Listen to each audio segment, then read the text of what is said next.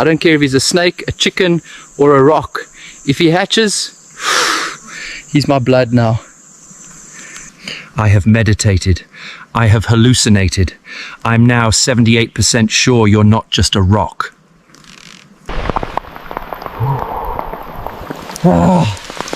Stay dry, Chad. I'll rot before you do. Enemies of Chad: Kevin, rain, snakes, large leaves, Kevin again. Is he talking back yet? No.